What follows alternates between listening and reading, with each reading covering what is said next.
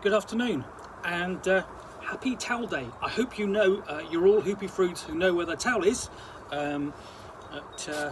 It's Tuesday the 25th of May. I'm back in the Reading Nook on what has been a bright and breezy afternoon with a hot cup of tea and a pile of parcels to unbox. So let's get to the first one. This one, I'll just tell, is from Macmillan, and that can only be from one publisher. So I know what's in this. I'm looking forward to seeing it for reasons I shall go into once I've opened it. And what we've got is this.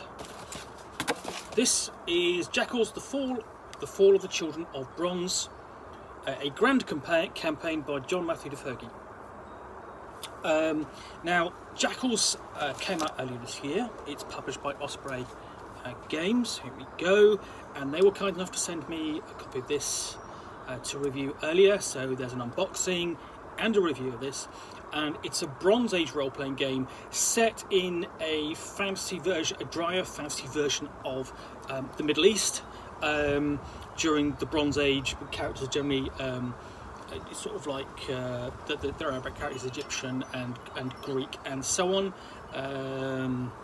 and it uses a version of basically a percentile system, so players of the basic roleplay system and also RuneQuest will probably want to have a look at this, and I do recommend they do look at this as an alternative to playing a Bronze Age game that is not RuneQuest, because it is its own thing. Because what you play are Jackals, adventurers who go out away from society and deal with the issues that society doesn't want to face, whether that's monsters, bandits, mysteries and the like. Now, unfortunately, the Jackals are sometimes tainted by such experiences, but at the same time they are appreciated for what they do as much as they are mistrusted for what they deal with.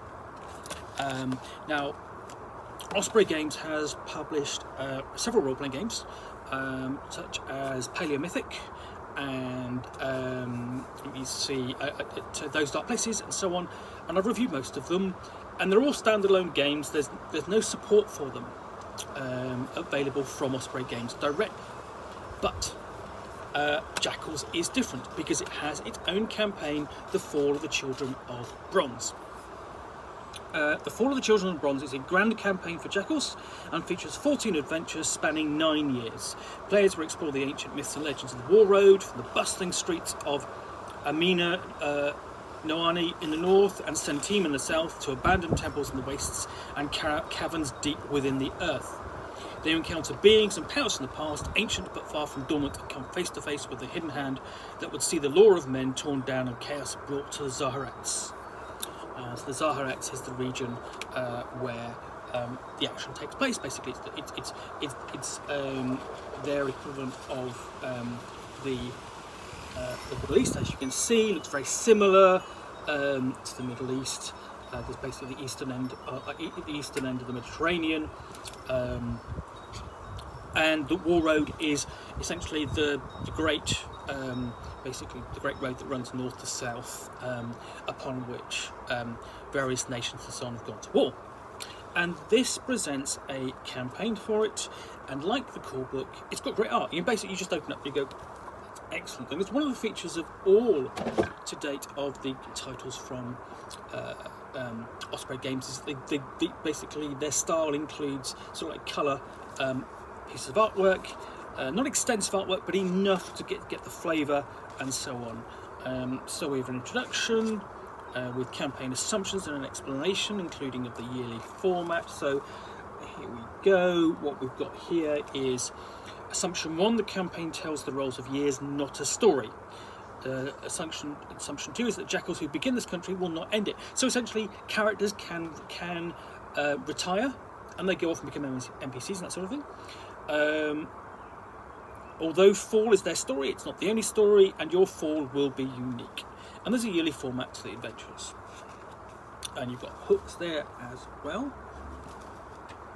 And then we go into the adventures, and essentially the Year of the Fallen Seeds is the Year of the Falling Seeds is year 1. Here you will find the first pebbles that herald the avalanche of the Unification War that rise with the daughter beneath the earth and other events.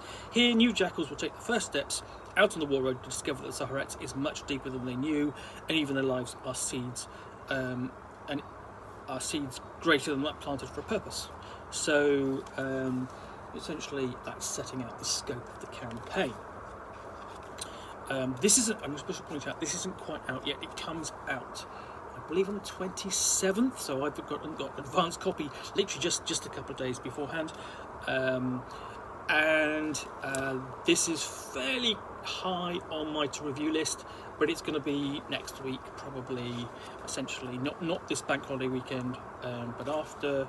And we've got basically like essentially a mine here they've got to explore, and see what's in there. And then essentially we've gone to the next adventure. Again, nice piece of artwork. I mean, the maps in here are nicely done. Nice piece. Essentially, you can really get a feel for what this is like. They've really put a lot of thought into the design of this. It's not just flat, it's done in 3 dimensions, and that's always good for a map, you know, especially when you're doing something which isn't regular, which is a cave system like that. And we go on to, we've got different adventures in here, and then that just deals with year 1. We've gone to year 2, the Year of Shrouded Hearts, and we're going to go through this again and again. Essentially we've got several characters facing down this giant creature, quite fearsome. I mean, it's fantastic artwork. I really like this, and I'm looking forward to digging into this to see what it's like. As I always liked, I like reviewing campaigns in particular. Again, we come on to essentially we've got a map of the town of Micro, and you know, it's not flat. It's really evocative. You get a feel for the town and its elevation. It comes alive because of that. So I'll just show that again, get a closer view. And you can see, one of the things you can see with all of the games from Osprey Games is it's one of their styles is the way they do the tables and the acts. There's definitely a house style to their layout, and you'll find that across all of their role-playing games. Again, more maps. This one's simple and flat. It doesn't have to be particularly exciting every time, but when it does, it kind of stands out. That's attractive and serviceable, but not spectacular. And I'm not going to. And don't take that as a criticism as such. You know, it's just a comparison. And we're going all the way through. So there's lots of adventures. This I think will keep a playing group going for several months. I know, several players people who want to run this because they've been really intrigued by this. So far I've played Romance of the Perilous Kingdom, and I've played basically the Wuxia game as well, and they've all been good. Really enjoyed this, but this one I'm really looking forward to playing at some point.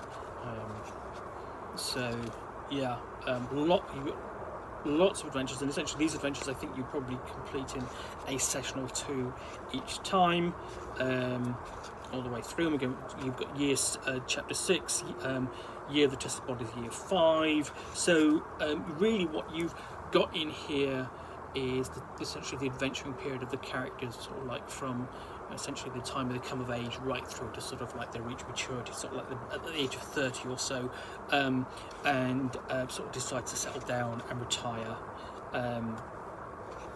But again, there are opportunities for characters to retire throughout. It's one of the assumptions of the game.